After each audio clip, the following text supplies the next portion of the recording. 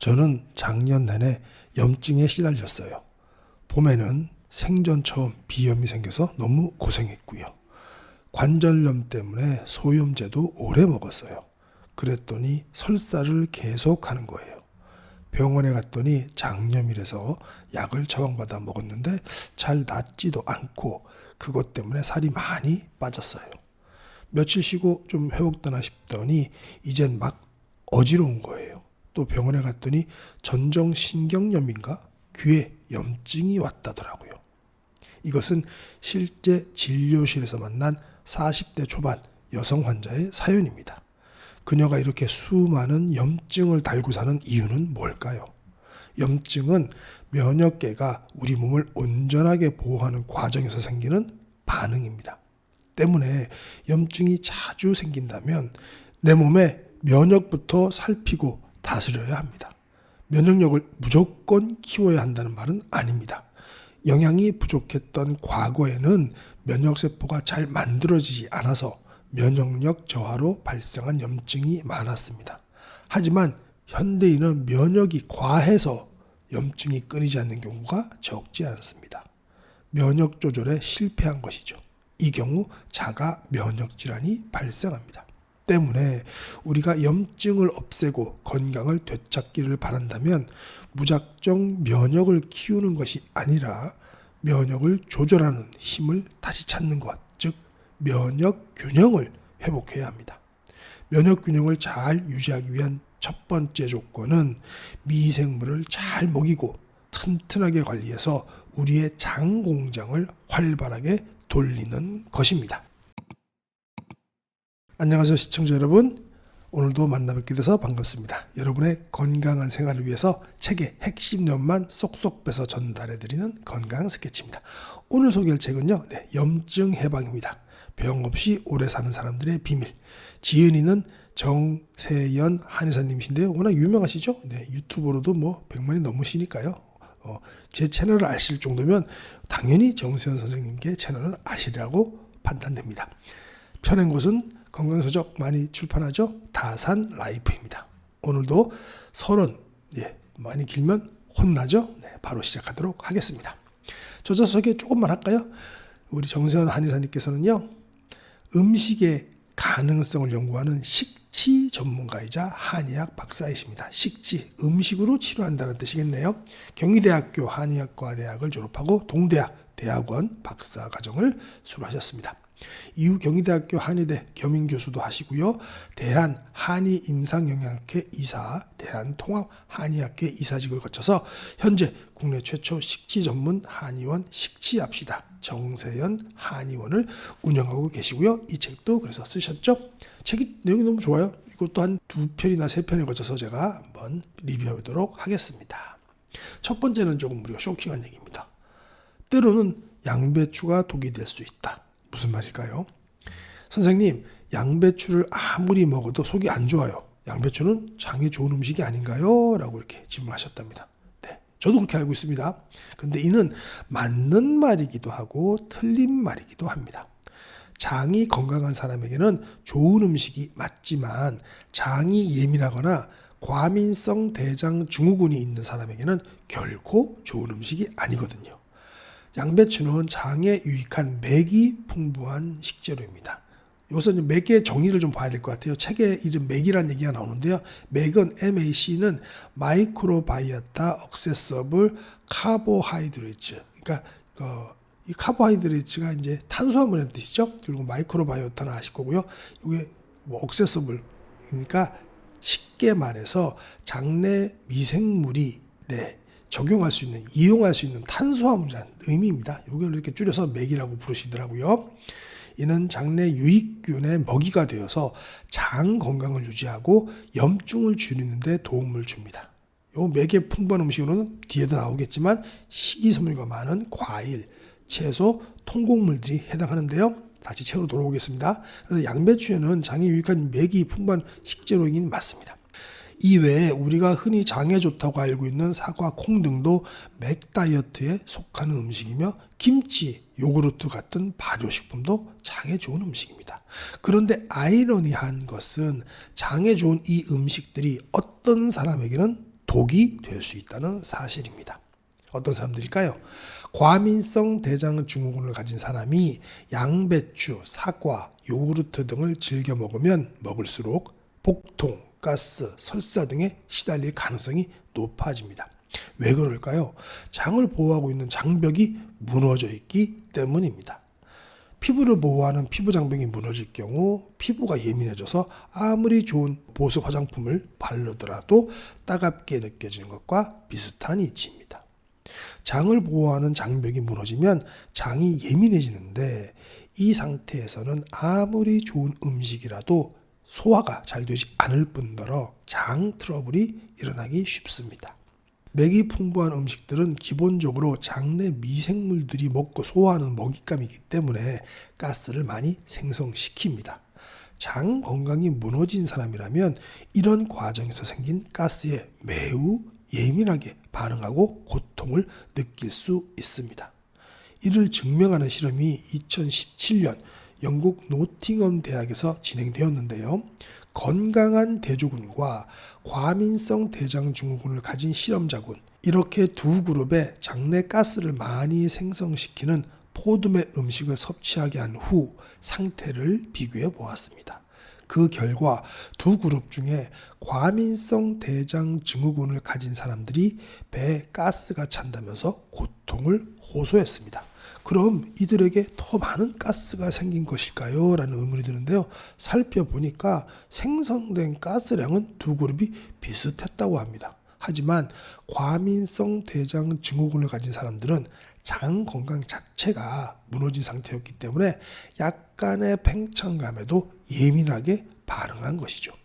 이렇듯 장이 예민하고 안 좋은 상태라면 가스가 조금만 차도 불편감을 느끼는 일이 다수 발생합니다. 따라서 장이 안 좋으니까 장에 좋은 음식을 무작정 많이 먹거나 맥 다이어트를 하는 것은 적절한 해결책이 될 수 없다는 말입니다.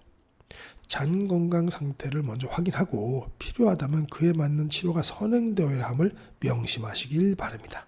이것이 장을 살리는 길입니다. 네, 어떤 분들은 좋다고 해서 먹는데 나는 안 좋다고 하시는 분들이 꼭 있잖아요. 또 모든 음식들이 모든 사람에게 적합할 수는 없으니까요. 그런 것들이 이런 경우가 되겠네요. 그죠? 자, 다음 챕터입니다. 당신이 염증을 달고 사는 이유.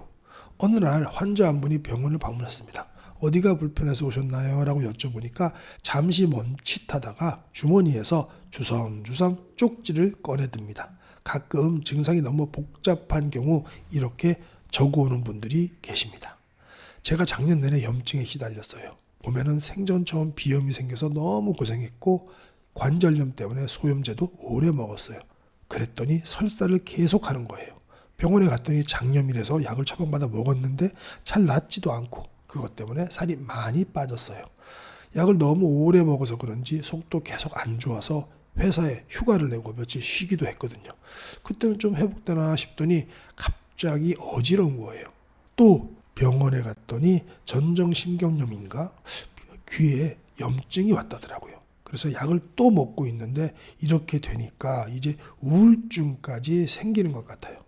1년 내내 병원만 다닌 것 같은데 약만 먹고 제가 면역력이 너무 떨어져서 그런가요? 라고 질문해 주셨답니다.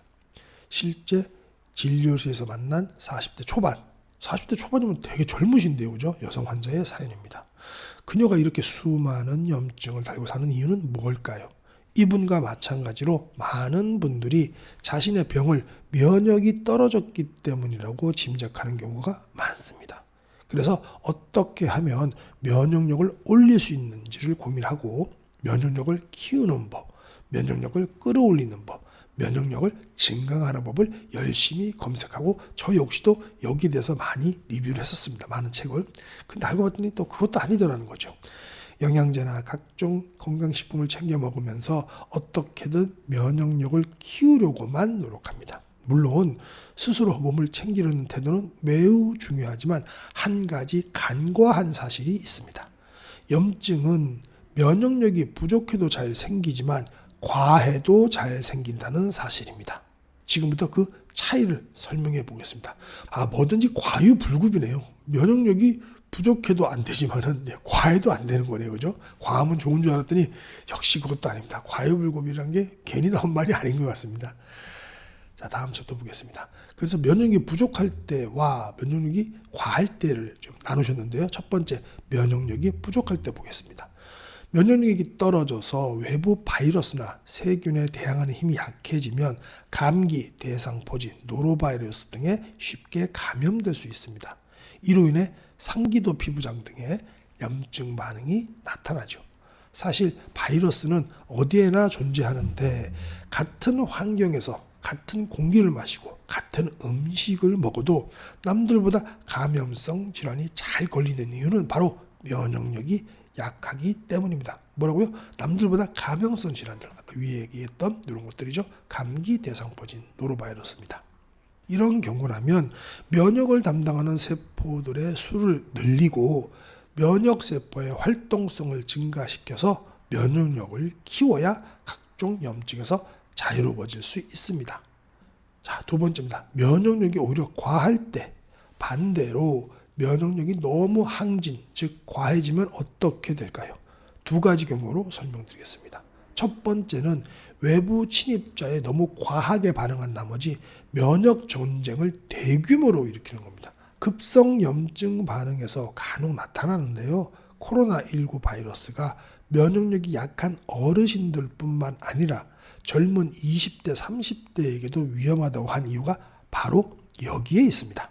바이러스가 우리 몸에 침투했을 때 면역이 너무 약해도 방어가 안 되겠지만 면역이 쌩쌩한 데다 심지어 젊다면 처음 보는 바이러스에 그래 세게 한번 붙어보자 하고 도전장을 내밀 수도 있다는 거예요.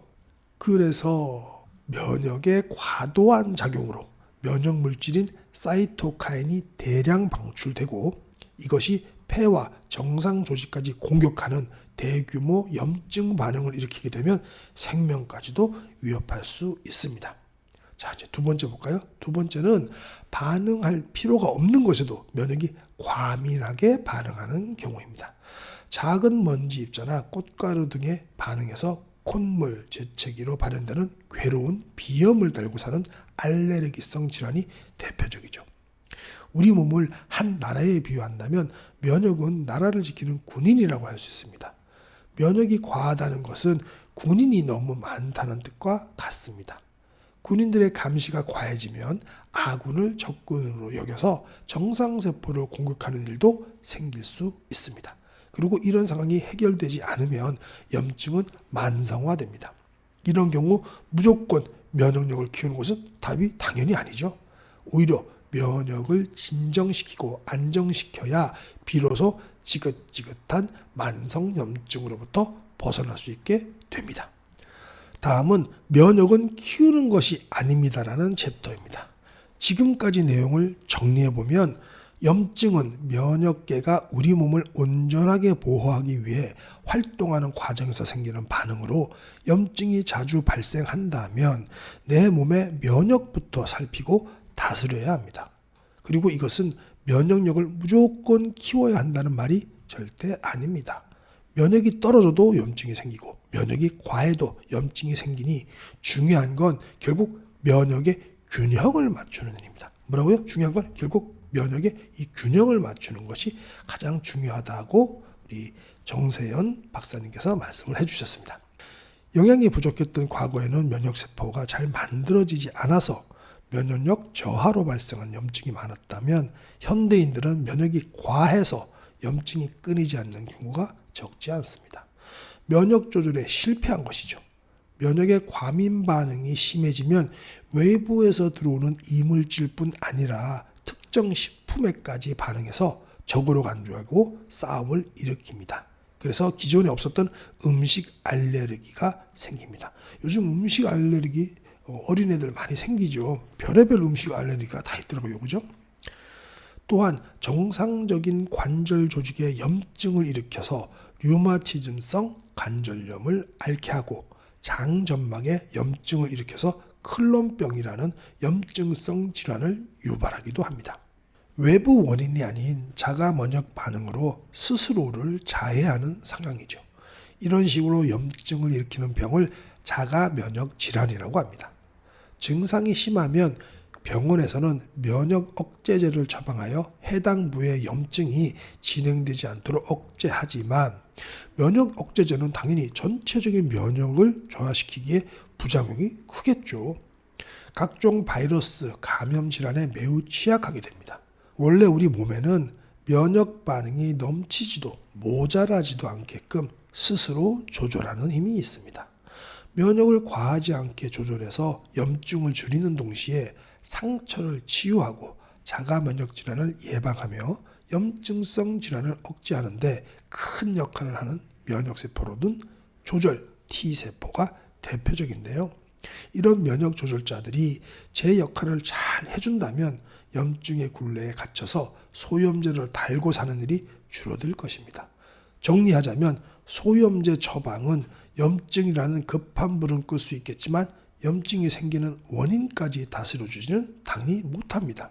그러니 우리가 염증을 없애고 건강을 되찾기 위해 당장 해야 할 일은 면역을 키우는 것이 아니라 면역을 조절하는 힘을 다시 찾는 것, 즉 면역 균형을 회복하는 일입니다.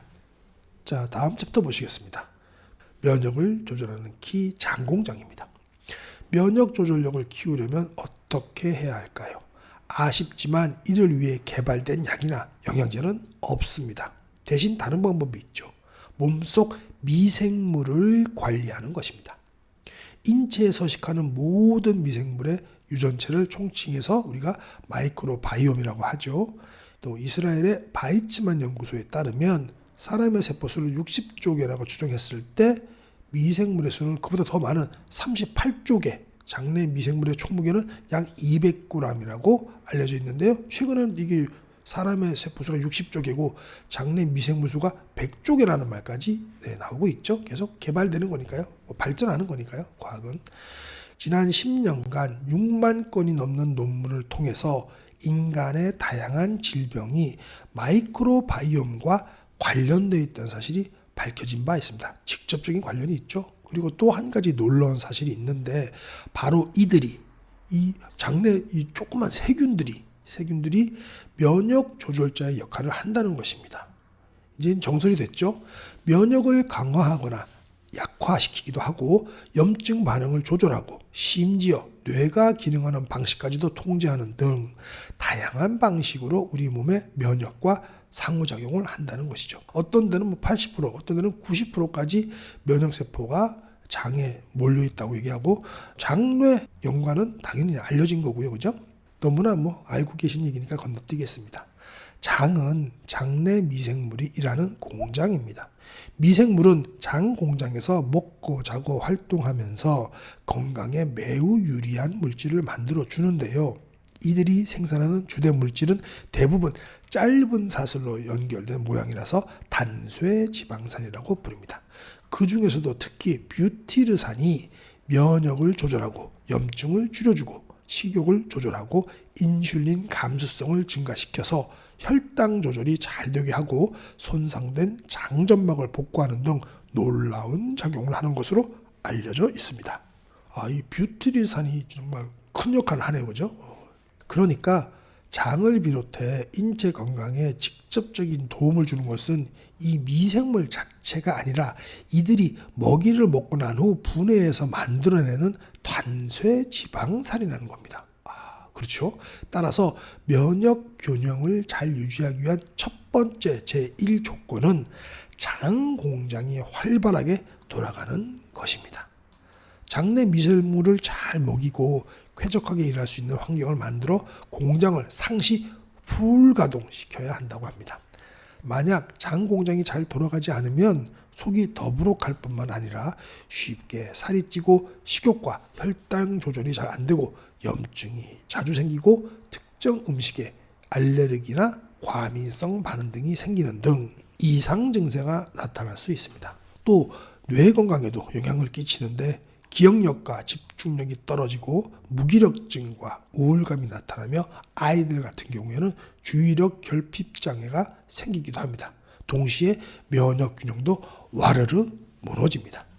자, 다음 챕터입니다. 이게 되게 재밌더라고요. 반려견, 반려묘는 봤는데 반려균을 이렇게 정의를 하셨네요. 반려균을 살리는 맥 다이어트. 맥은 아까 처음에 설명드렸습니다. 사람이 소화하지 못하고 장내 미생물에게 도달하여 먹이가 되는 탄수화물을 전문용어로 맥이라고 합니다. 위에서 알려드렸어요. 사람이 맥을 섭취하면 그대로 장내 미생물에게 전달되고 이들이 먹잇감이 되어서 반려균을 건강하게 만듭니다. 매 끼니마다 맥을 챙겨 먹는 이른바 맥 다이어트를 하면 장 공장이 매우 활발하게 돌아가고 각종 염증성 질환에서 벗어나는데 큰 도움이 됩니다. 단 섬유소 중 셀룰로스 같은 불용성 식이섬유는 사람도 미생물도 소화시킬 수 없으므로 맥에서는 제외합니다. 다만 맥에서 제외한다는 거죠. 이것도 꼭 필요합니다. 뒤에 나오니까요. 한번 보시도록 하겠습니다. 맥 다이어트는 한 가지 음식만 섭취한다고 해서는 되는 것이 아닙니다.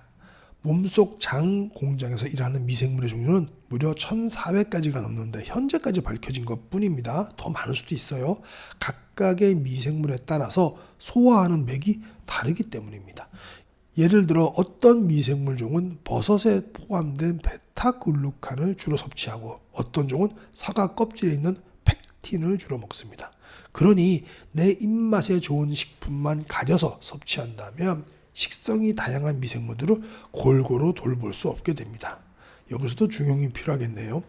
맥에는 크게 7가지 종류가 있습니다. 장내 미생물의 다양성을 늘리기 위해서 7가지 맥을 다양하게 섭취하되 같은 종류에 해당하는 맥 중에서 나의 체질과 현재 건강 상태에 맞는 음식을 골라 먹는다면 효과는 더욱더 좋을 것입니다. 자신의 체질을 정확히 모른다면 일단 골고루 드시는 것이 가장 좋은 방법이라고 정세현 한의사님께서 말씀하시네요. 자, 첫 번째 맥은요, 통곡류입니다. 가공하지 않은 쌀이죠. 당연히 정제된 건 우리는 안 먹어야 되니까요, 그죠? 근데 그것도 닥터3를 보면 사실은 좀 그런 것도 있는데 그건 나중에 말씀을 드리고요. 여기서는 이 책에 충실하겠습니다. 가공하지 않은 쌀, 밀, 보리 등의 곡류를 말하는데요. 쌀로 말하면 백미가 아닌 현미, 밀로 말하면 밀가루가 아닌 통밀이 통곡물에 해당하고요. 우리가 귀리 같은 것도 있겠죠. 두 번째 맥은 콩류입니다.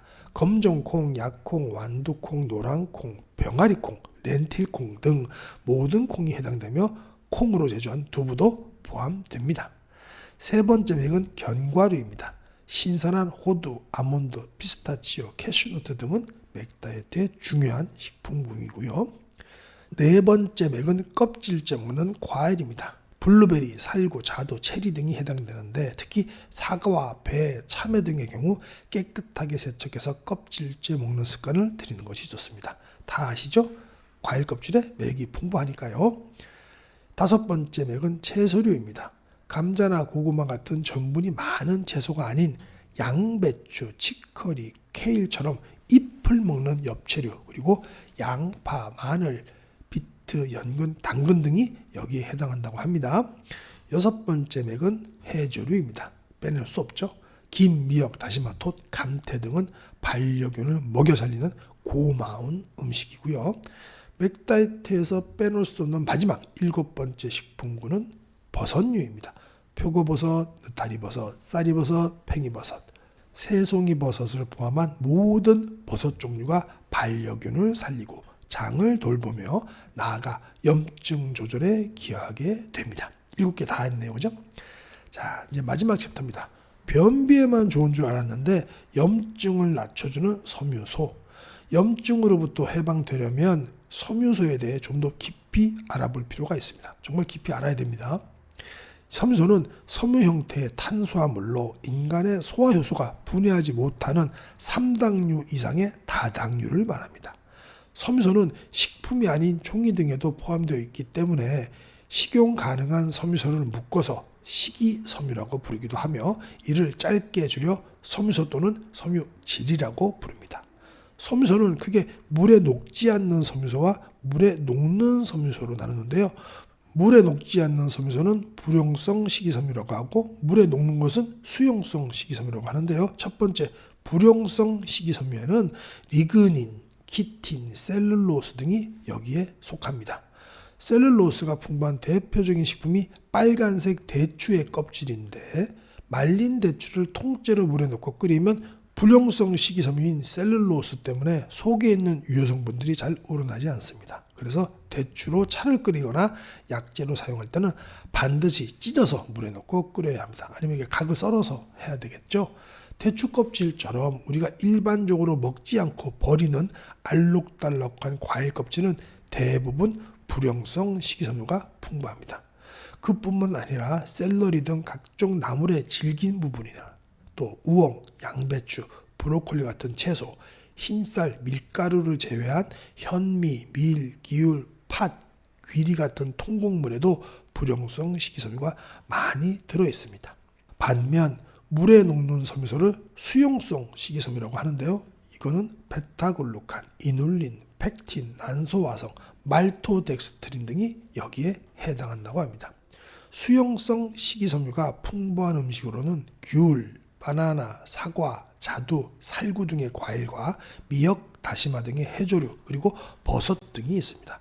곡류 중에는 보리에 베타글루칸이 가장 많다고 합니다. 섬유소 중 장내 미생물의 먹이가 되는 것은 주로 이 수용성 식이섬유입니다. 그러나 불용성 식이섬유 또한 면역 균형을 유지하는 데 중요한 작용을 하기에 꾸준히 섭취해야 합니다. 물에 녹지 않는 불용성 식이섬유는 장에서 물을 스펀지처럼 끌어들여서 대변의 부피를 늘리고 배변 활동을 원활하게 해서 숙변을 청소합니다. 또한 노폐물과 콜레스테롤을 흡착하고 배출해서 장내 환경을 쾌적하고 건강하게 만드는 데 일조합니다. 따라서 염증을 없애려면 음식을 통해 수용성 식이섬유와 불용성 식이섬유를 매일매일 섭취해야 합니다. 섬유소는 대체로 변비에만 좋다고 알려져 있지만 사실 염증을 다스리는 데 더 큰 의미가 있습니다. 섬유소가 풍부한 식단은 장의 pH와 장 투과성을 조절해서 염증을 없애는 데 큰 도움을 줍니다.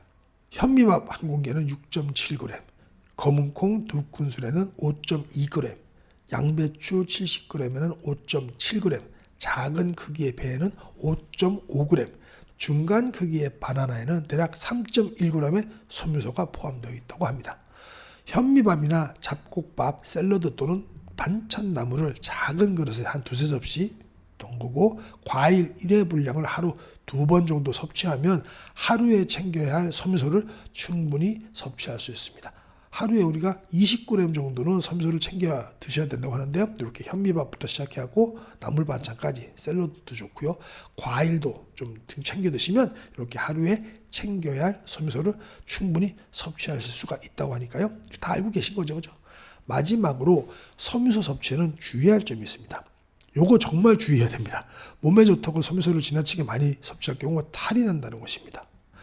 수용성 식이섬유를 과잉 섭취할 경우 장내 미생물의 분해 작용이 지나치게 활성화되어서 장이 민감한 사람은 가스가 차고 복통, 설사 등의 증세가 나타날 수 있습니다. 반대로 불용성 식이섬유를 과잉 섭취하고 충분한 물을 마시지 않으면 오히려 변비가 생길 수 있습니다. 변비뿐만 아니라 복통이 나갖고 저는 응급실에 실려갈 뻔했습니다. 제가 그 가루로 된 이 불용성 식이섬유 있잖아요. 이걸 갖다가 먹었는데 그때가 언제냐면 터키 여행을 갔었을 때예요. 이스탄불에서 있는데 이스탄불 둘째 날인가 해서 이제 술도 좀 한잔하고 또 건강 챙긴다고 이걸 갖다 먹었는데 이제 술도 먹으니까 술이 물을 빨아 당겨 갖고 또 없애고 또 비타민 C도 먹고 자고 결과적으로 이 식이섬유 가루를 갖다가 타서 먹고 잤는데 이게 이제 제가 수분이 부족했던 거죠. 그리고 아침에 일어났는데 배가 꼬여가지고 정말 죽는 줄 알았습니다. 그래서 그날은 응급실에 실려가네 만에 그랬는데 다들 여행 보내고 저 혼자 호텔에서 하루 동안 아무것도 안 하고 계속 물을 먹고 그 다음에 이제 음식을 안 먹고 그렇게 하루 버텼더니 괜찮더라고요. 그래서 하루 터키를 2번 갔는데 첫 번째 여행에서 하루를 그냥 호텔에서 보냈던 기억이 납니다. 이거 식이섬유 그런 거 모르시는 분들 계십니다. 항상 주의하는데 식이섬유 보충제 가루로 드시는 분들은 이거 물 충분히 드셔야 됩니다, 진짜로. 그래서 그 이후로는 저 그게 한 수년 전이니까 그 이후로는 항상 물을 좀 많이 먹는 편입니다. 다시 책으로 돌아왔습니다. 또 책으로 또 옆길로 너무 세면 혼난다. 자, 자, 또한 1일 60g 이상의 섬유소를 섭취하면은 중요합니다. 미량 영양소인 우리 미네랄, 철분, 칼슘, 마그네슘, 아연, 무기질과 비타민의 흡수를 방해한다고 합니다. 그러니까 너무 좋다고 많이 먹으면 안 되는 거죠. 60g이면 진짜 많이 먹긴 많이 먹는 건데요. 보충제로도 60g 먹기 힘들 것 같습니다. 이렇게 많이 드시는 분은 없겠죠. 따라서 성장기 어린이, 빈혈이나 골다공증이 심한 경우에는 섬유소 섭취량에 각별한 주의가 필요합니다. 그러니까 20g 정도만 드시면 되겠네요. 여기서 말씀하신 현미밥이나 잡곡밥, 샐러드 또는 나물 반찬을 작은 그릇으로 2-3접시, 과일 1회 분량 2-3번 정도 섭취하면 된다고 하니까요. 그렇게 맞추시면 될 것 같습니다. 자, 여러분들께서 가장 좋아하시는 오늘의 결론 및 핵심 요약 시간입니다. 우리는 매일 까마귀 고기를 먹으니까요. 때로는 양배추가 독이 될 수 있다. 과민성 대장 증후군을 가진 사람이 양배추, 사과, 요구르트 등을 즐겨 먹으면 먹을수록 복통, 가스, 설사 등에 시달릴 가능성이 높아집니다. 왜 그럴까요? 장을 보호하고 있는 장벽이 이미 무너져 있기 때문입니다. 당신이 염증을 달고 사는 이유, 우리가 잘 모르지만 염증은 면역력이 부족해도 잘 생기지만 과해도 잘 생깁니다. 면역력이 과한 경우 무조건 면역력을 키우려고 하는 것은 답이 아니죠. 오히려 면역을 안정시켜야 비로소 지긋지긋한 만성 염증으로부터 벗어날 수 있게 됩니다. 면역은 키우는 것이 아닙니다. 염증은 면역계가 우리 몸을 온전하게 보호하기 위해 활동하는 과정에서 생기는 반응으로 염증이 자주 발생한다면 내 몸의 면역부터 살피고 다스려야 합니다. 그리고 이것은 면역력을 무조건 키워야 한다는 말이 아닙니다. 면역력이 떨어져도 염증이 생기고 면역력이 과해도 염증이 생기니 중요한 것은 결국 면역의 균형을 맞추는 일입니다. 면역을 조절하는 키, 장공장에서는요. 인체에 서식하는 모든 미생물의 유전체를 총칭해서 마이크로바이옴이라고 하는데 이것들이 면역 조절자의 역할을 한다는 것입니다. 면역을 강화하거나 악화하기도 하고 염증 반응을 조절하고 심지어 뇌가 기능하는 방식까지도 통제하는 등 다양한 방식으로 우리 몸의 면역과 상호작용을 한다는 것이죠. 장을 비롯해서 인체 건강에 직접적인 도움을 주는 것은 미생물 자체가 아니라 이들이 먹이를 먹고 난 후 분해해서 만들어낸 단쇄 지방산이라는 것이죠. 따라서 면역 균형을 잘 유지하기 위한 제1조건은 장 공장이 활발하게 돌아가는 것입니다. 반려균을 살리는 맥 다이어트. 첫 번째는 통곡류이고요. 두 번째는 콩류, 세 번째는 견과류, 네 번째는 과일, 근데 껍질째 먹는 과일이고요. 다섯 번째는 채소류, 여섯 번째는 해조류, 일곱 번째는 버섯류입니다. 모두 다 알고 있는 사실이지만 우리가 복습 차원에서 이걸 왜 먹어야 되는지 오늘 알았죠? 맥 다이어트 중요한 챕터였습니다.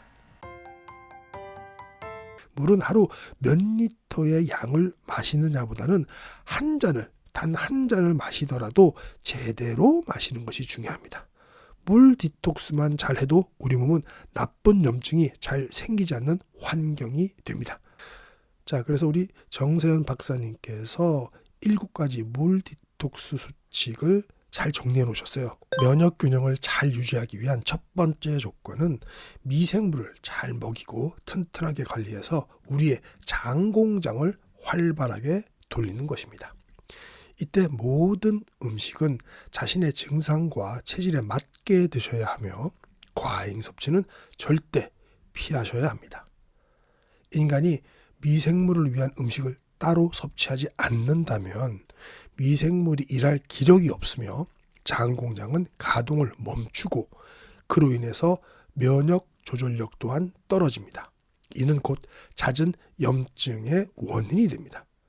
면역을 조절하는 힘을 키우려면 우리는 장내 미생물, 즉 장내균들을 잘 대접해야 합니다. 100세 시대를 살아가는데 가장 위협이 되는 질병 5가지를 꼽으면 암, 심장질환, 당뇨, 관절염, 그리고 치매가 있습니다. 이러한 질병들은 각기 달라 보이지만 공통점이 있는데요. 바로 만성 염증과 관련이 있다는 것입니다. 지금도 우리 몸속에는 각종 독소, 스트레스, 잘못된 식습관 등으로 생긴 크고 작은 염증 반응들이 계속해서 일어나고 있습니다. 염증을 없애는 물 디톡스입니다. 물만 잘 드셔도 염증을 없애고 건강하게 사실 수 있다는 얘기인데요. 한번 보시도록 하겠습니다. 갑작스러운 탈수는 갈증을 유발하지만 탈수가 조금씩 진행되는 만성 탈수의 경우에는 갈증이 잘 느껴지지 않습니다. 그래서 스스로 탈수 상태에 있는지 모르는 사람들이 의외로 많습니다. 잠깐 제가 MSG를 좀 치면은 저 같은 경우도 미토콘드리아 그 검사를 받으러 갔는데 그 전날 사실 술을 좀 먹긴 먹었지만은 저는 물을 되게 많이 먹는다고 생각했거든요. 근데 수분이 부족하다고 그러더라고요. 예, 그래서 저 같은 경우도 생각보다 물을 좀 더 많이 먹어야 되는 것 같더라고요. 그러니까 우리도 보통 분들도 다들 만성 탈수일 가능성이 굉장히 큽니다. 다시 책으로 돌아가겠습니다. 그래서 물을 좀 많이 드셔야 될 것 같아요. 커피 같은 이뇨작용이 있는 음료수를 달고 살면서 물은 잘 마시지 않는 사람, 평소에 장 건강이 좋지 않아 묽은 변 혹은 설사가 자주 나오는 사람은 만성 탈수를 의심해 봐야 합니다. 또 나이가 들면 콩팥에서 소변을 농축하는 기능이 떨어지기 때문에 소변이 자주 마렵고 갈증을 느끼는 감각이 둔해지면서 자연스럽게 탈수가 진행됩니다. 보통 하루에 약 2리터의 물을 마셔야 한다고 말하지만 각자의 몸무게에 따라서 물의 일일 적정 섭취량은 달라져야 합니다. 여기 잘 설명하셨더라고요. 몸무게에 0.03을 곱하면 내 몸이 하루에 필요로 하는 수분량을 구할 수가 있는데요. 예를 들어서 몸무게가 70kg이라면 2.1리터, 50kg이라면 1.5리터가 됩니다. 요거 기준으로 하시면 되겠대요. 0.03. 그러나 이를 모두 또 물로만 마실 필요는 없죠.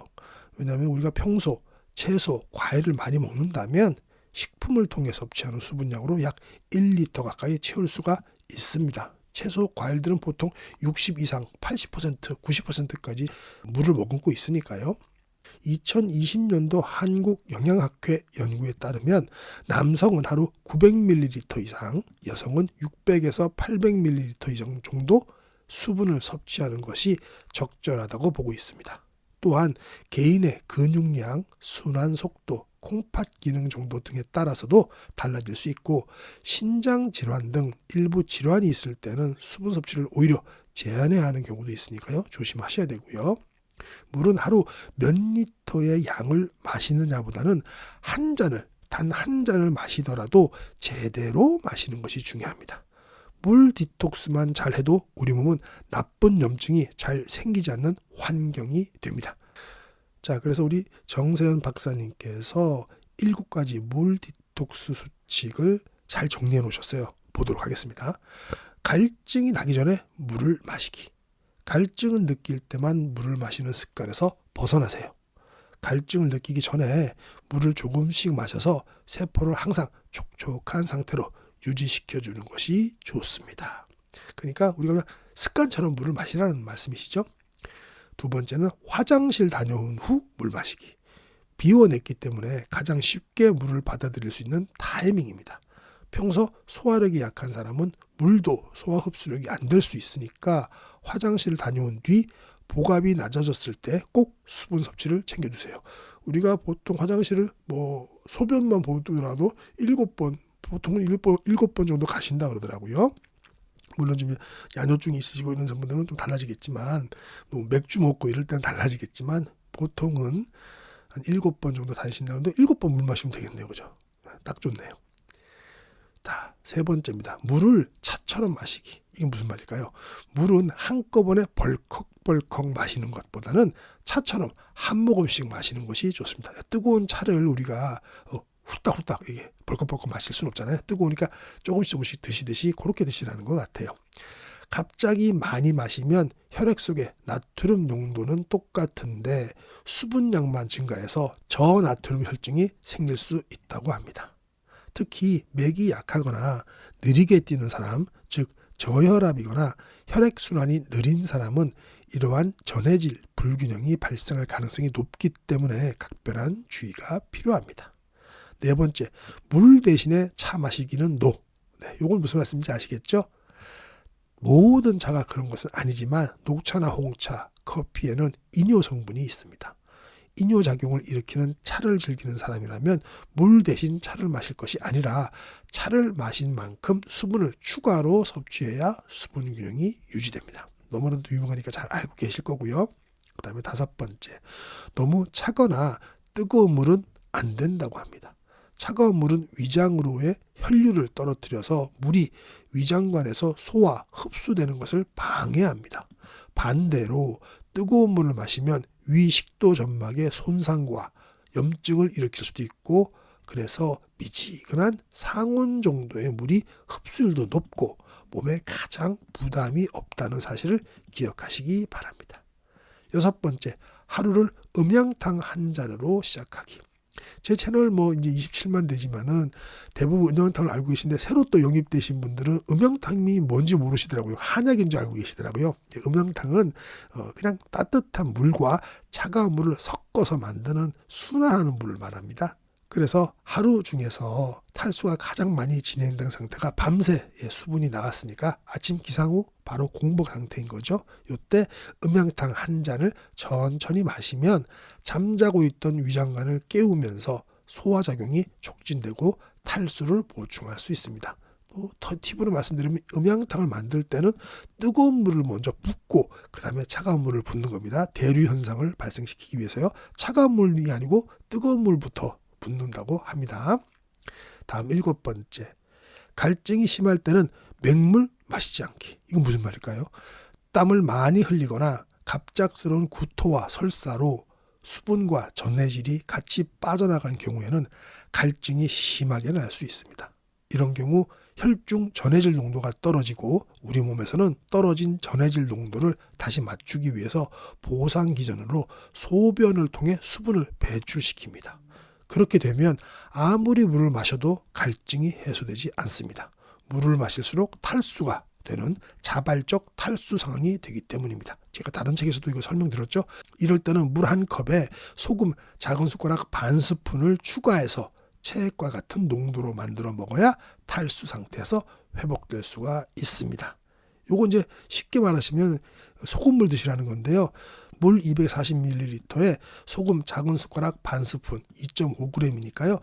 이렇게 드셔도 되고, 요거 맞추기 힘드시면 500ml짜리 있잖아요. 물론 플라스틱 싫어하시는 분들 계십니다. 요새 미세 플라스틱 때문에 문제가 많죠. 하지만 어쨌든 500ml 어디든 간에 본인 텀블러에 다시든 어떻게 다시든 물 500ml에 3g에서 5g 사이 이렇게 소금을 타서 드시면 딱 좋을 것 같습니다. 요거는 평소 때라도 이렇게 드시면 좋고요. 요즘 제 채널에서 소금 말씀 많이 해드리잖아요. 소금 정말 저도 몸이 좀 달라지는 것 같아요. 확실히 달라지는 것 같아서 저염으로 드시는 고생하셨던 분들이 항상 이게 댓글 보면은 저염식으로 죽을 뻔했다가 소금 먹고 살아나고 있다고 하고 있고요. 물론 소금 전문가 박주영 이사님께서도 말씀하셨지만 인구의 3% 정도는 소금에 민감 반응을 보이거나 안 좋으신 분들이 있다고 합니다. 3%라면 사실 작게 봤는데 그 작은 숫자가 아닙니다. 100명 중에 3명이니까 작은 숫자는 아닙니다. 근데 소금이 좋다고 무조건 더 드시면 안 되고요. 본인이 조금씩 드셔보시고, 소금을 갑자기 많이 먹는다고 그걸로 쇼크사로 죽지는 않을 거 아닙니까? 한 번에 많이 먹을 수도 없고 인간이 다 토해내겠죠. 그러니까 소금을 소금이 좋다고 하는데 본인에게 안 맞을 수 있으니까 조금씩 이렇게 1g, 2g 조금씩 타서, 저 같은 경우는 지금 녹차에다가 너무 잘 먹고 있는데요. 어차피 가루 녹차가 사실 풍미가 잘 없어요.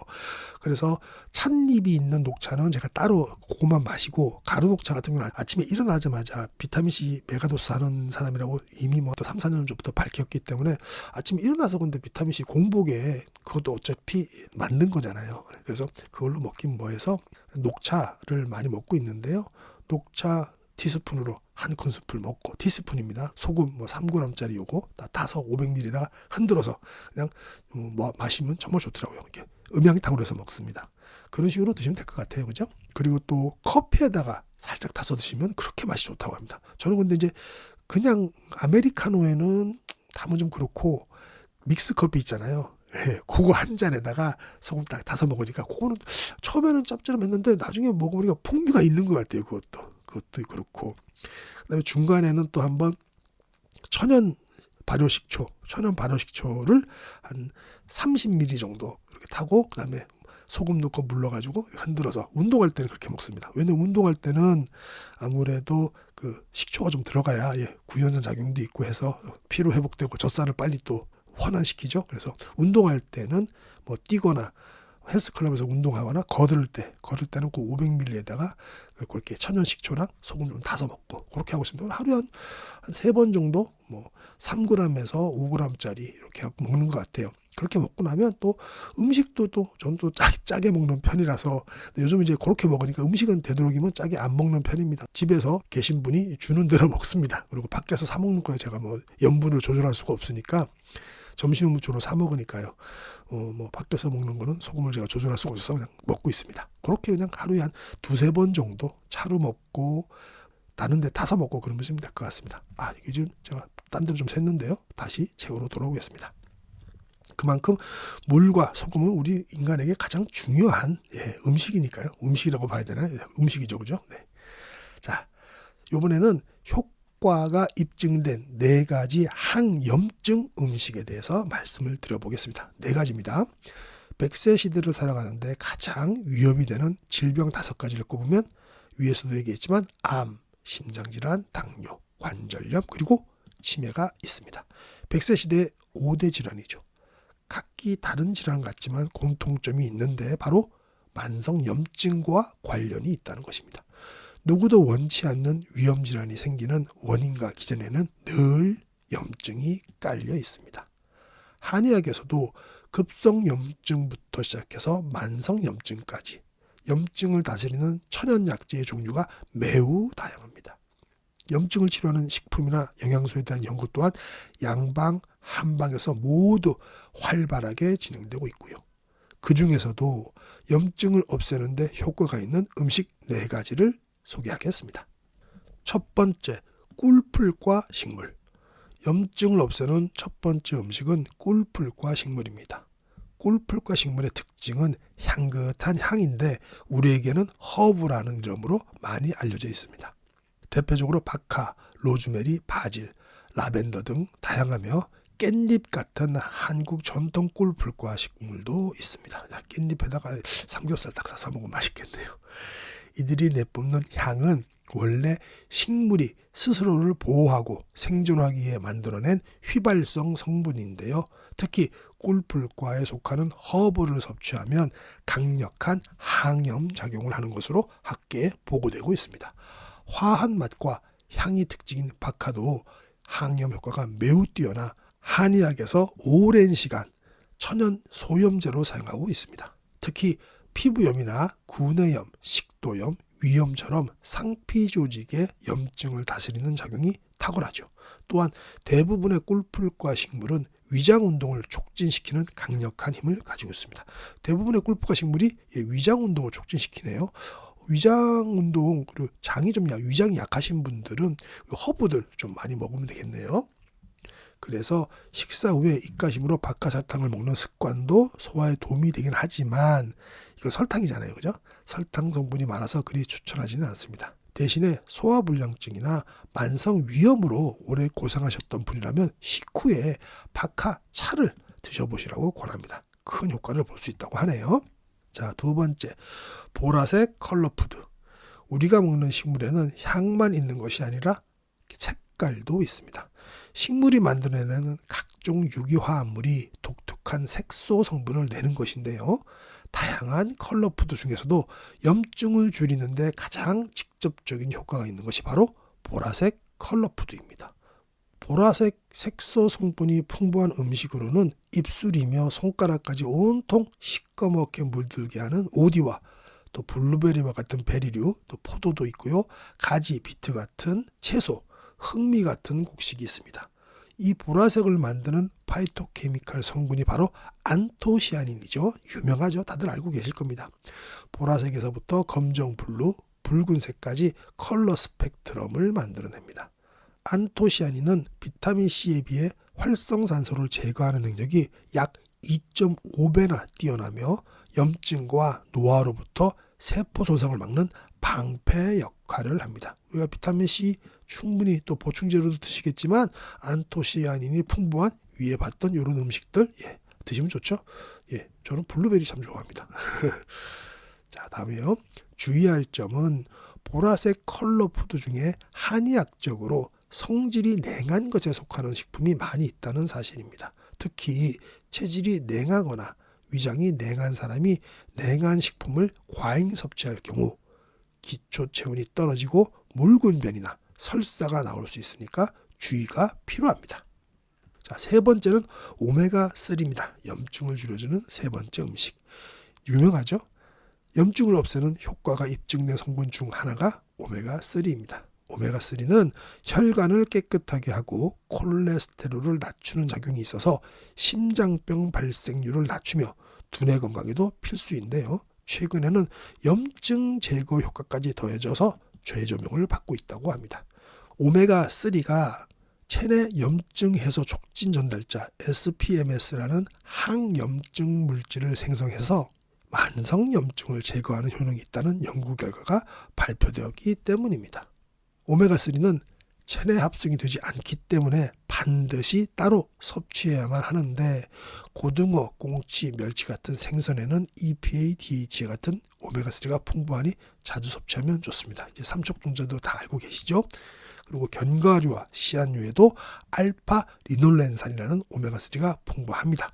이 성분은 염증 반응성 단백질인 CRP 수치를 낮추는 것으로 알려져 있습니다.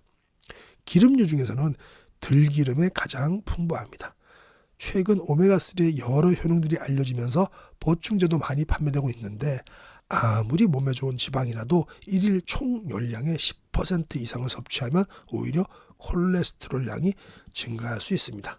또한 지나치게 많은 양을 섭취할 경우 출혈을 억제하지 못해서 뇌출혈로 이어질 수 있기 때문에 기저질환이 있는 사람이 오메가3를 영양제로 복용할 때는 꼭 주치의와 상의 후에 복용 여부를 결정해야 합니다.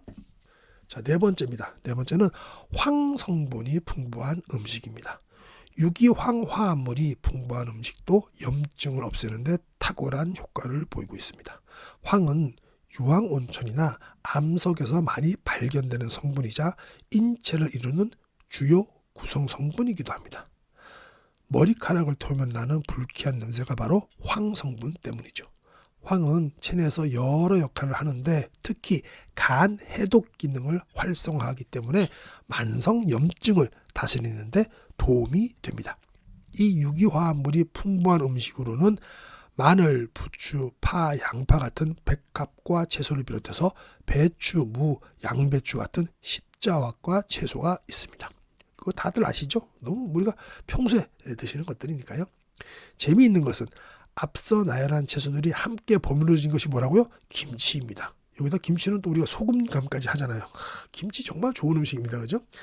너무 짜거나 너무 매운 김치는 혈압을 높이고 콩팥에도 안 좋은 영향을 주지만 간을 적당하게 간간하게 맞춰서 적정량을 섭취하면 만성염증을 다스리는 데 도움이 되는 항염증 푸드가 됩니다. 다만 황이 풍부한 식품을 섭취할 때는 주의할 점이 있습니다. 파와 마늘 같은 채소는 자극적이라서 지금 몸 어딘가에 급성 염증 반응이 있다면 과잉 섭취는 피하셔야 합니다. 또한 식도염이나 위염, 장염 같은 소화기계의 염증이 심할 때도 주의가 필요합니다. 그리고 백합과 채소는 한의학적으로 열성식품에 속하기 때문에 체질적으로 열이 많은 분이나 사상체질에서 소양인이 속하는 사람이 과잉 섭취할 경우 두통과 피부 트러블을 유발할 수 있습니다. 갑상선 질환의 경우에도 십자학과 채소의 과잉 섭취는 주의해야 한다고 말씀하셨습니다. 자, 이제 여러분들께서 가장 좋아하시는 오늘의 결론 및 핵심 요약입니다. 우리는 항상 까마귀 고기를 먹죠. 지금 녹화한 지 한 25분 됐는데요. 벌써 까먹으신 분이 계실 겁니다. 저도 그렇습니다. 염증을 없애는 물 디톡스. 우리 물을 어떻게 드셔야 될까요? 본인 몸무게에 0.03을 곱하면 내 몸이 하루에 필요로 하는 수분량을 구할 수가 있는데요. 예를 들어서 몸무게가 70kg이라면 0.03을 곱하니까 37에 21, 2.1리터. 50이라면 5, 3, 15, 1.5리터가 됩니다. 물은 하루 몇 리터의 양을 마시느냐보다는 한 잔을, 단 한 잔을 마시더라도 제대로 마시는 것이 중요한데요. 그 7가지 물 디톡스 수칙이 여기 나와 있습니다. 첫 번째는 갈증이 나기 전에 물 마시기. 두 번째는 화장실 다녀온 후 물 마시기. 세 번째는 물을 차처럼 천천히 마시기. 네 번째는 물 대신에 차 마시기는 안 됩니다. 그죠? 이뇨작용이 있는 홍차, 녹차, 커피 같은 것 때문에요. 다섯 번째, 너무 차거나 뜨거운 물은 드시지 마시고 상온의 걸 드시고요. 하루를 음양탕 한 잔으로 시작하기. 아침에 드시는 걸 좋아하시고요. 일곱 번째, 갈증이 심할 때는 맹물 마시지 않기.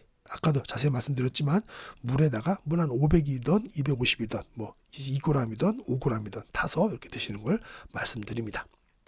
자, 그리고 효과가 입증된 4가지 항염증 음식에 대해서 말씀하셨는데요. 첫 번째가 꿀풀과 식물입니다. 대표적으로 박하, 로즈메리, 바질, 라벤더 등 다양하며 깻잎도 속하죠. 대부분의 꿀풀과 식물은 위장 운동을 촉진시키는 강력한 힘을 가지고 있다고 합니다. 두 번째는 보라색 컬러푸드. 보라색을 만드는 파이토케미칼 성분인 안토시아닌은 비타민 C에 비해서 활성산소를 제거하는 능력이 무려 2.5배나 뛰어나고요. 염증과 노화로부터 세포 손상을 막는 방패 역할을 한다고 합니다. 세 번째는 오메가3입니다.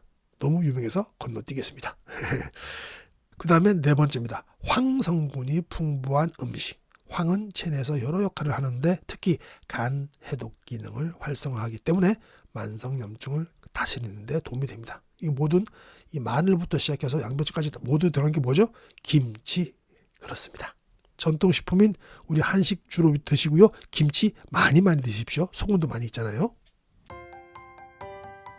음식을 간장으로 오래 조리하는 방식의 조림 음식도 당독소 생성량이 높은 편이라고 합니다. 간장보다는 소금 간을 적절히 해먹는 것이 더 좋죠. 대신 간장을 사용해야 한다면 메주를 띄워서 숙성시킨 전통 간장이나 콩 단백질을 자연 분해해서 만든 양조 간장을 선택하시면 됩니다. 콩을 염산 같은 화학 물질로 분해한 산분해 간장, 이것을 양조 간장과 섞어서 만든 혼합 간장은 당독소 함량이 높기 때문에 피해야 합니다. 요즘 에어프라이어를 사용하는 집이 많습니다. 기름 없이도 튀김과 같은 식감으로 요리할 수 있다는 장점 때문인데요. 저도 많이 사용하는데 저도 이거 보고 깜짝 놀랐습니다. 그렇게 먹으면 안 되겠구나 싶어요. 그러나 건강을 생각한다면 에어프라이기 사용을 한 번쯤은 고민해 봐야 합니다. 육류를 구워 먹을 때 천연 식초를 함께 먹으면 최종 당화산물이 줄어드나요? 라고 질문했어요. 그랬더니 챗GPT가 네, 그렇습니다 라고 대답하면서 천연 식초를 함께 섭취하면 최종 당화산물 형성이 줄어들 가능성이 있습니다. 천연 식초가 에이지스를 줄이는 원리는 천연 식초는 유기산, 아세트산, 구연산 등과 또 항산화 물질을 포함하고 있어서 이 에이지스의 생성을 억제할 수 있습니다 라고 답했고요. 꿀벌 호흡은 산스크리트어로 브라마리 호흡이라는 호흡 테크닉입니다. 소리를 내면서 숨을 뱉으면 애쓰지 않아도 자연스럽게 숨이 길어지고 스트레스나 어지러운 마음을 진정시키는데 효과가 있습니다. 여기서 중요한 것은 뭐죠? 하고 소리를 내면서 숨을 뱉는 겁니다. 그죠? 하루 1분 꿀벌 호흡의 기적. 이건 무슨 말일까요? 스트레스가 많은 현대인은 신경 피로가 항상 심하기 때문에 자율신경 실조증이 잘 생길 수밖에 없다. 그리고 더 진행되면 암이나 치매 같은 돌이킬 수 없는 질병으로 나아갈 가능성이 높아지므로 교감신경과 부교감신경의 불협화음이 나타날 때마다 적절하게 조율하는 것이 매우 중요합니다.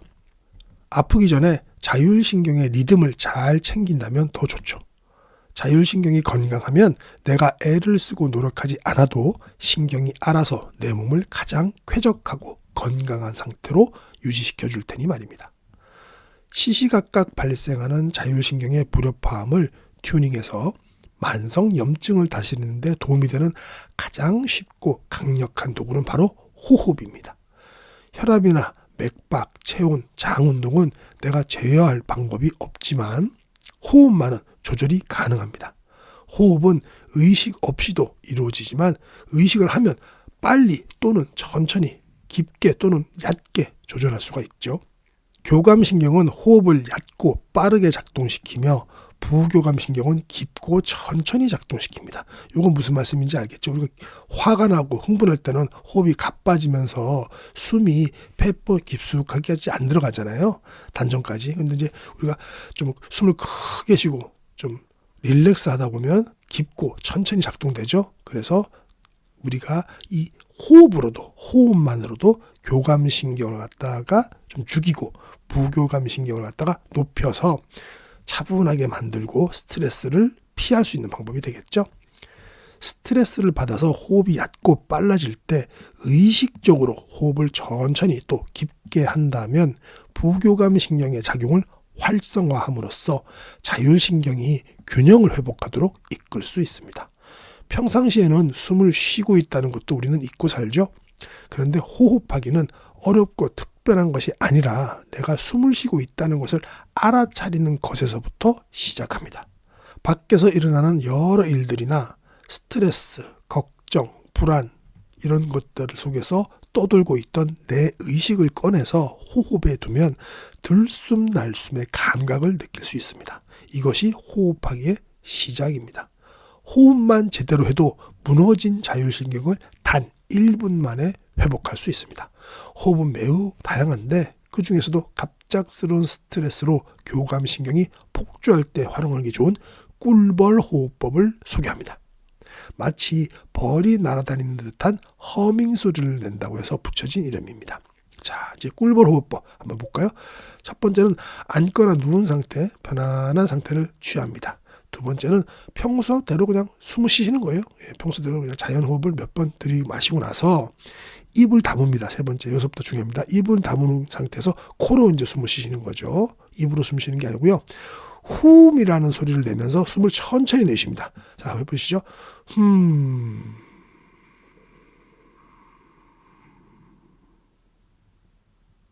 이렇게 소리가 사그라들 때까지 진행하는 거고요.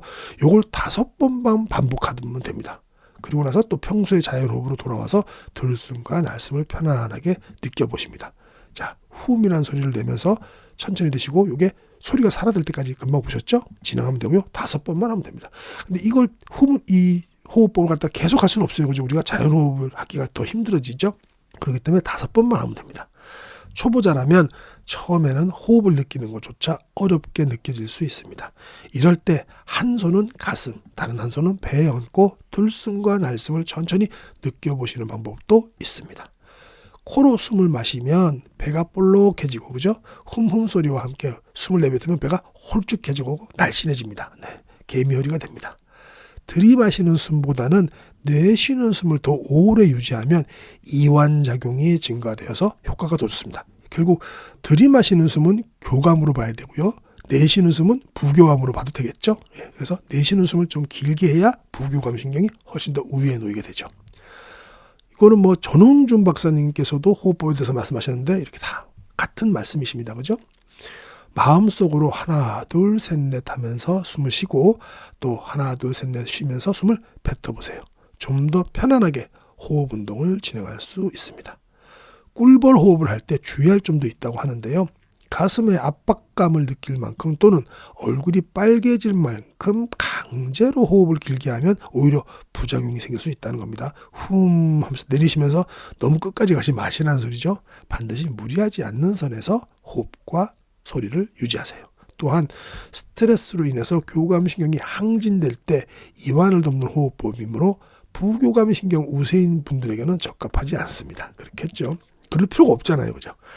꿀벌 호흡은 산스크리트어로 브라마리 호흡이라는 호흡 테크닉입니다. 이게 우리 정신환 한의사님이 그냥 자발적으로 만든 게 아니고 원래 이런 테크닉이 있었네요. 그죠?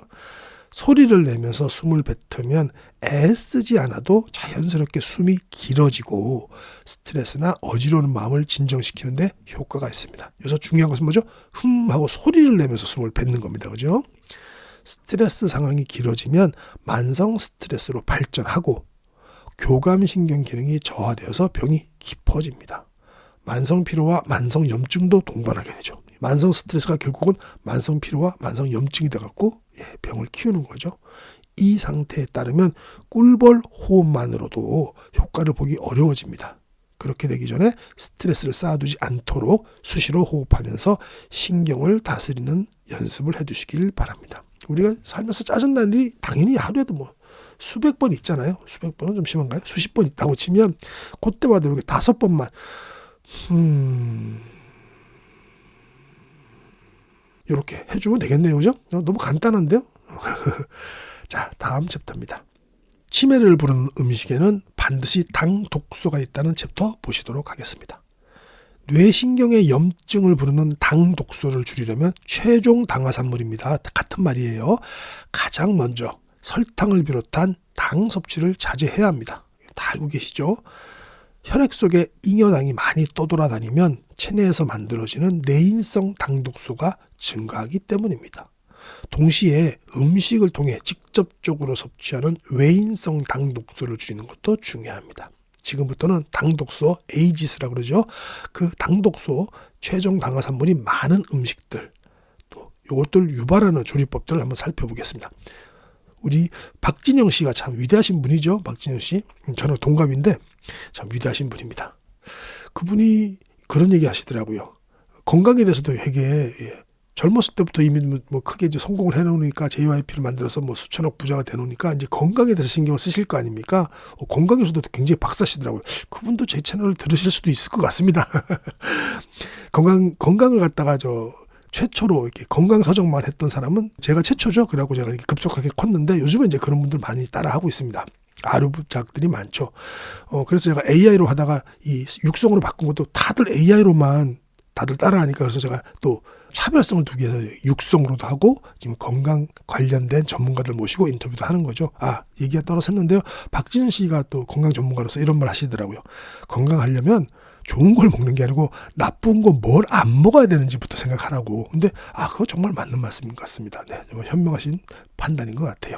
그래서 다음 내용은 우리 정세현 한의사님께서 어떤 걸 안 먹어야 되는지, 어떤 조리법으로 피해야 되는지에 대해서 알려주십니다. 자, 볼까요? 단백질은 열에 가장 취약하기 때문에 고온에서 가열하면 그 구조가 쉽게 변성되고 그로 인해서 당 독소 함유량이 급격히 상승합니다. 해여들에게 뜨거운 바람으로 머리카락을 말리면 모발이 갈라지고 잘 상하는 것과 같은 이치라고 생각하면 쉽습니다. 같은 재료를 요리할 때도 고온에서 굽거나 볶거나 튀기면 당 독소가 증폭되고 물로 삶거나 찌거나 데치면 당 독소 발생이 억제됩니다. 조리할 때 물을 매개체로 사용하면 직접 가열하는 것보다 온도가 덜 오르기 때문입니다. 이거 중요한 건데 제가 안 쳤네요. 다시 한번 얘기하겠습니다. 조리할 때 물을 매개체로 사용하면 직접 가열하는 것보다 온도가 덜 오르기 때문에 더 좋다는 거죠. 예를 들어서 소고기를 삶으면 100g당 당 독소가 2443kJ, 구우면 6701kJ까지 증가합니다. 이게 유가 유닛이라는 단어인데 당 독소라든가 이런 거 그리고 효소 같은 거 나타내는 단위입니다. 그러니까 삶을 때는 2443밖에 안 되는데 구우니까 한 거의 2.5배, 3배가량 늘어나네요. 그죠? 6천까지. 굽는 순간 최종 당화산물 함유량이 3배까지 치솟는 것입니다. 닭고기도 물에서 1시간 정도 삶으면 1123밖에 안 되는데 구우면 6020으로 6배나 증가한다고 합니다. 이게 더 충격인데요. 우리가 감자 프라이 먹지 말라는 이유가 이겁니다. 감자도 삶은 감자 100g의 당 독소는 17kJ밖에 안 되는데 감자 튀김은 무려 1522kJ이라고 합니다. 무려 100배입니다. 100배. 거의 100배가 다 돼가네요. 그죠? 정말 심합니다. 심해. 2010년 뉴욕의 마운튼 시나이 아이칸 의대에서 견과류, 오일류, 육류, 가금류, 어패류, 유제품, 곡류까지 총 549가지의 식품에 대해서 최종 당화산물, 즉 당독소 함유량을 조사한 자료를 참고하면 당독소 함유량 1위는 직화구이로 만든 닭다리, 허벅지의 껍질이랍니다. 당독소가 무려 16,668kJ이라고 합니다. 정말 어마무시한 양이네요. 그 다음은 베이컨이 11,905. 3위는 물에 삶은 소세지. 물에 삶더라도 소세지는 자체가 이제 가공육이기 때문에 많이 높네요. 얘도. 4위는 팬에 구운 닭다리, 허벅지 부분이 이것도 많이 넘고 5위 역시 닭다리인데 닭다리가 문제래요. 프라이드 치킨이 문제래요. 그 중에서도 닭다리의 뭐 아랫부분이나 이런 껍질 부분이 이것도 거의 많이 내요. 닭다리의 껍질이 제일 최종 당화산물이 많네요. 당독소가 많네요. 6위는 올리브유를 두른 프라이팬에 튀긴 비프 스테이크로 당독소가 이것도 9,000. 7위는 빵가루를 입혀서 오븐에 구운 닭가슴살로 8,960. 닭가슴살도 껍질이 아니더라도 빵가루를 입혀서 오븐에 구우면 8,900이 나오네요. 뭐 빵가루 때문에 또 그것도 더 심한 것 같아요. 8위도 빵가루네요. 빵가루 입힌 닭가슴살을 기름에 푹 담가서 치킨가스로 만드니까 8,700. 오븐에 굽는 게 훨씬 더 닭가슴살 같은 경우에도 당독소가 더 많네요. 기름에 튀긴 것보다. 그 다음에 9위는 미국산 가공치즈로 8,600. 그 다음에 10위는 볶은 비프 스테이크로 8,500. 대단합니다. 자, 혹시 여러분은 이 10가지 식품의 공통점을 발견하셨나요? 총 549가지의 식품 중에서 당독소 함량이 높은 탑 10에 드는 음식들은 모두 동물성이라는 것과 동물성 식품을 고온에서 가열한 것, 또 그리고 베이컨이나 소세지 같은 가공 처리 과정을 거친 육가공품이라는 것입니다. 그렇다면 당독소를 피하려면 채식을 해야 할까요? 꼭 그래야 하는 것은 아닙니다. 육류를 포함해서 당독소 걱정 없이 먹는 방법이 있습니다. 지금부터 알려드리도록 하겠습니다. 당독소를 줄이는 6가지 식습관. 혈당이 높은 사람, 콩팥 기능이 떨어진 사람, 지방이 많은 사람, 그리고 나이가 많으면 많을수록 인체에서 내인성 당독소가 쉽게 쌓이는 환경이 조성됩니다. 이 때문에 우리가 음식으로 섭취하는 외인성 당독소만이라도 최대한 줄이기 위해 노력해야 하는 것이죠. 지금 소개하는 당독소를 줄이는 6가지 식습관을 생활 속에서 실천해 보시기 바랍니다. 첫 번째, 식습관 첫 번째는요. 생선, 콩, 과일, 채소, 통곡물 섭취를 늘리고 육류, 마가린, 버터, 고지방식품, 가공식품 섭취를 줄이세요. 다들 알고 계신 얘기죠. 육류보다는 생선의 당독소 함량이 낮고 육류 중에서는 양고기가 소고기, 닭고기, 돼지고기보다 당독소 함량이 낮습니다. 양고기 가끔 먹으면 맛있습니다. 육류에 비해서 탄수화물류는 당독소가 낮은 편인데 그 자체가 항산화 성분과 비타민이 함유되어 있어 조리 시에 당독소 생성을 억제하기 때문입니다. 그렇지만 탄수화물을 가공한 정제 탄수화물은 또 별도의 요리 없이 그 자체만으로도 혈당을 올리기 때문에 통곡물로 대체하는 것이 좋다고 합니다. 식습관 2는요. 육류를 섭취하신다면 수육이나 보쌈, 샤브샤브 위주로 드세요. 여기 다 물과 관련된 거죠. 그죠? 물로 조리하는 거죠. 같은 식품이라도 조리 방법에 따라서 당독소 함량을 대폭 낮출 수 있습니다. 소고기나 닭고기를 찌거나 삶아서 조리하면 불판에 구울 때보다 당독소 함량이 2배에서 6배까지 낮아집니다. 단지 조리 방법을 달리했을 뿐인데 현격한 차이를 보입니다. 고기를 직화구이하면 225도, 볶기하면 170도, 튀기기 180도, 오븐에 굽기 230도와 같이 고온에서 수분 없이 가열할 경우 단백질 변성이 쉽게 일어나서 당독소가 대량 생긴다는 것을 명심하세요. 이거 중요한 건데 제가 또 안 쳤네요. 이거 뭐 우리 에어프라이기, 저도 에어프라이기 집에서 많이 활용하는데 에어프라이기로 하는 게 그렇게 안 좋네요, 오히려. 그렇죠? 구운 고기를 좋아한다면 먹는 횟수를 줄이고 수분과 함께 비교적 낮은 온도에서 삶거나 찌거나 데치거나 끓이는 조리법으로 요리해 드시길 권장합니다. 식습관 3. 육류를 조리하기 전에는 산도가 낮은 레몬이나 키위, 식초 등을 활용해서 전 처리하세요. 요거는 제가 그래프를 한번 보면서 알려드리도록 하겠습니다. 자, 이걸 보시면요. 소고기인데요. 요거는 첫 번째는 날 것이고요. 소고기. 그리고 요거는 그냥 구운 거. 소고기를 구운 거. 그냥 구운 거고 요거는 식초로 전 처리를 해서 구우니까 이렇게 된 겁니다. 요거는 식초를 전 처리한 거고요. 요거는 레몬을 전 처리한 건데요. 역시 레몬보다는 식초가 훨씬 더 효과가 크네요. 그죠? 왜냐면 그냥 구울 때는 600까지 나오는데 전 처리를 하고 나니까 한 200 조금 넘네요. 그리고 아예 날것은 100 정도 되는 것 같아요. 그죠? 이런 식으로 식초나 레몬을 갖다가 전 처리하면은 훨씬 더 당독소가 줄어들게 됩니다.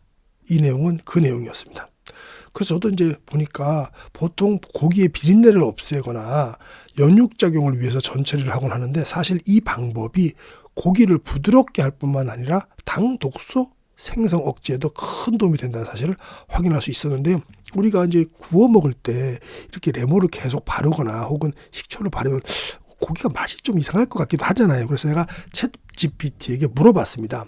그러지 말고 고기는 고기대로 따로 구워서 먹고 그 동시에 식초를 먹으면 어떻겠느냐. 그래서 제가 챗GPT에게 질문을 했어요. 육류를 구워 먹을 때 천연 식초를 함께 먹으면 최종 당화산물이 줄어드나요? 라고 질문했어요. 그랬더니 챗GPT가 네, 그렇습니다라고 대답하면서 천연 식초를 함께 섭취하면 최종 당화산물 형성이 줄어들 가능성이 있습니다. 천연 식초가 에이지스를 줄이는 원리는, 천연 식초는 유기산, 아세트산, 구연산 등과 또 항산화 물질을 포함하고 있어서 이 에이지스의 생성을 억제할 수 있습니다라고 답했고요. 식초의 주요 효과 잠시 더 볼까요?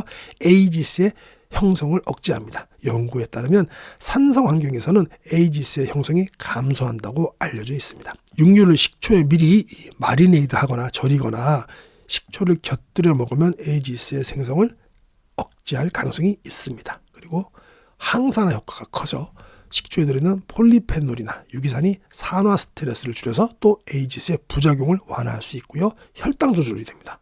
식초는 혈당 상승을 억제하고 인슐린 감축성을 개선하여서 에이지스의 축적을 줄이는 데 큰 도움을 줍니다. 그래서 우리 친절한 챗GPT께서 결론까지 내셨습니다. 천연 식초는 육류와 함께 섭취할 경우 에이지스의 생성을 억제할 가능성이 있으며, 특히 마리네이드 하거나 식사 중 함께 섭취하면 더 효과적일 수 있습니다라고 얘기했습니다. 그러니까 저도 이제 육류 좋아해요. 저도 육류를 좋아해서 일주일에 뭐 두세 번은 꼭 고기를 먹는 편인데, 요즘은 뭐 많이는 먹진 않지만 꼭 식초랑 비타민C는 꼭 먹습니다. 최종 당화산물을 줄이려고 어차피 뭐 탄수화물이든 단백질이든 위에서 소화시킬 때 발암물질도 나오고 그거 갖다가 항산화 물질로 없애야 되니까 혈당도 잡기 위해서라도 식초, 천연 식초 꼭 갖고 다니고요. 한 포씩 요새 잘 나오잖아요. 한 포씩 이렇게 딱 뜯어서 먹게끔. 당연히 비타민C는 뭐 항상 갖고 다니는 거고요. 그렇게 드시면 될 것 같습니다. 자, 네 번째, 식습관 네 번째는요, 식감이 촉촉한 음식을 드시라는 겁니다. 요즘 에어프라이어를 사용하는 집이 많습니다. 기름 없이도 튀김과 같은 식감으로 요리할 수 있다는 장점 때문인데요. 저도 많이 사용하는데 저도 이거 보고 깜짝 놀랐습니다. 그렇게 먹으면 안 되겠구나 싶어요. 그러나 건강을 생각한다면 에어프라이기 사용을 한 번쯤은 고민해 봐야 합니다. 에어프라이기의 작동 원리는 고온의 열풍으로 음식 속 수분을 겉에서부터 바싹 말리는 것이죠. 우리가 겉바속촉 때문에 그렇죠. 그래서 삼겹살이나 닭고기를 에어프라이어로 조리하면 기름 없이 튀기더라도 당독소 함량은 대폭 상승합니다. 저는 에어프라이기로 하면은 기름으로 안 튀기기 때문에 당독소 함량이 적은 줄 이때까지 알았어요. 근데 이 책을 보면서 이건 내가 반대로 알고 있었구나라고 생각이 들더라고요. 그럼에도 불구하고 먹어야 할 경우는 바삭한 겉을 살짝 제거하고 촉촉한 속 부분을 드세요. 근데 이거 에어프라이기에 돌려서 바삭한 이쪽을 먹으려고 하는 건데 참 그러네요, 그죠? 겉부분에 당독소가 집중적으로 모여 있다고 합니다. 이 부분을 제거하면 당독소 섭취량을 줄일 수 있습니다. 구운 식빵도 마찬가지라고 하네요. 갈색이 도는 바삭한 껍질에는 당독소가 많으니까 안쪽 촉촉한 부분 위주로 드시는 것이 좋다고 합니다. 이론상은 그런데 이 겉바속촉되어 먹는 건데 이 양쪽 식감을 다 먹기 위해서 그런 건데 이런 음식을 되도록 줄여야지 이렇게 먹기는 좀 그렇겠는데, 그죠? 식습관 다섯 번째입니다.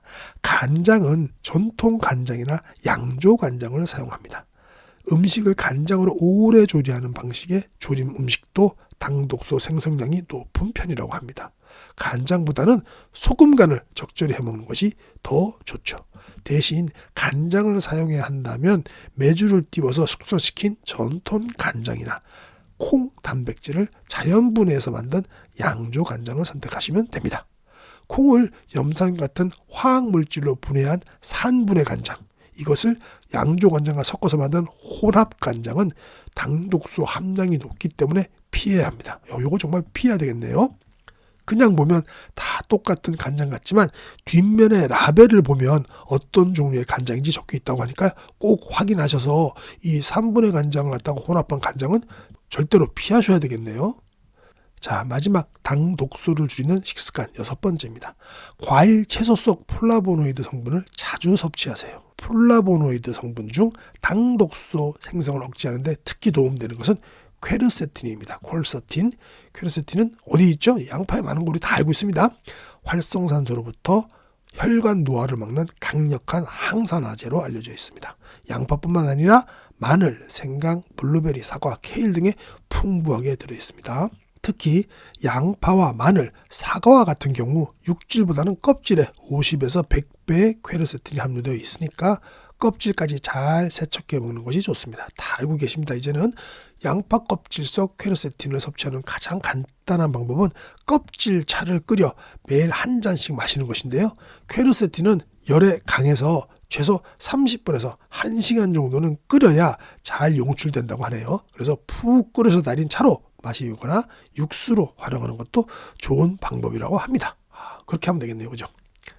자, 여러분들께서 가장 좋아하시는 오늘의 결론 및 핵심 요약 시간입니다. 우리는 항상 까마귀 고기를 먹죠. 자, 하루 1분 꿀벌 호흡의 기적 보겠습니다. 자, 요거 간단합니다. 그죠? 앉거나 누운 상태에서 편안한 자세를 취하시고 나서 평소대로 몇 분 호흡을 하세요. 긴장하고 열받는 일이 생겼을 때 일단 차분하게 앉아서 평소대로 호흡하다가 입을 다문 상태에서 코로 이제 숨을 쉬기 시작합니다. 근데 훔이라는 소리를 내면서 춤을 천천히 내쉬는데 소리가 사그라들 때까지 진행하는 겁니다. 자, 해볼까요?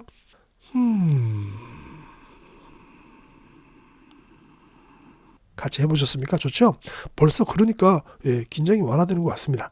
이렇게 5번만 반복하시면 됩니다.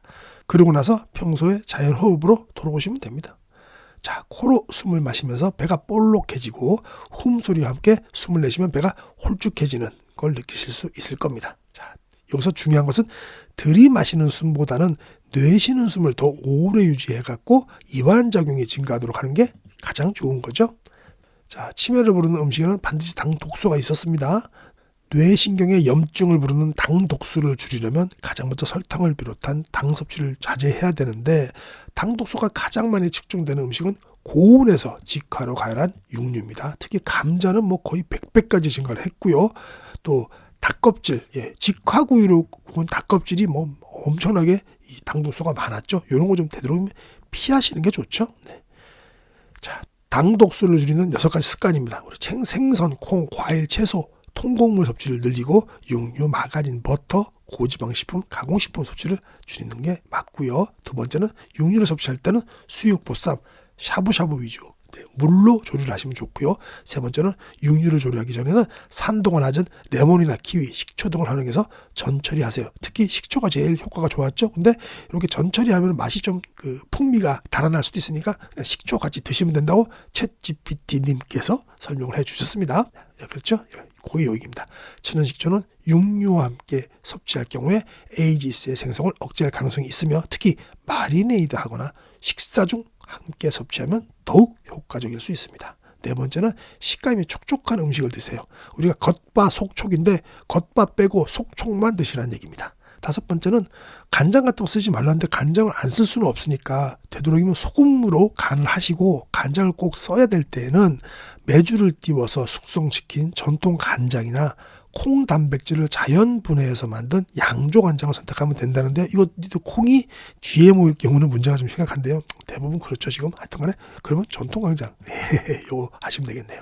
6번째 마지막입니다. 과일, 채소 속 플라보노이드 성분을 자주 섭취하세요. 퀘르세틴은 활성산소로부터 혈관 노화를 막는 강력한 항산화제로서 알려져 있습니다. 양파, 마늘, 생강, 블루베리, 사과, 케일 등에 풍부하게 들어있습니다. 마지막으로 저도 짜장면 같은 거 가끔 먹어요. 일주일에 한 번 정도는 먹는 것 같습니다. 짜장면 맛있게 하는 집이 근처에 있어서 먹는데 거기서 저는 양파 있잖아요. 거의 반쪽 먹는 것 같습니다. 양파 좀 더 달라 그래서 양파 반쪽 먹습니다. 근데 그렇게 먹으면 짜장면 안 먹는 게 낫지 양파를 먹는 거. 그러네요. 어쨌든 간에 건강식 항상 매일 챙겨 드실 수는 없잖아요. 그렇지만 되도록이면 그렇게 짜장면집에서도 생양파가 나오니까 짜장면 먹을 때 죄책감 좀 줄어들게 양파라도 좀 많이 드시면 될 것 같습니다. 네, 이렇게 해서 오늘 영상 마치도록 하겠습니다. 건강은 쟁취하는 겁니다. 그냥 가만히 있는다고 찾아오는 거 아니니까요. 열심히 공부하시고요. 또 건강은 남의 얘기 들으시면 안 됩니다. 남의 얘기를 듣되 본인이 판단을 꼭 하셔야 됩니다. 그래야 건강을 지키고 유지할 수가 있습니다. 오늘도 건강하고 행복한 하루 되십시오. 지금까지 함께 해주셔서 감사합니다.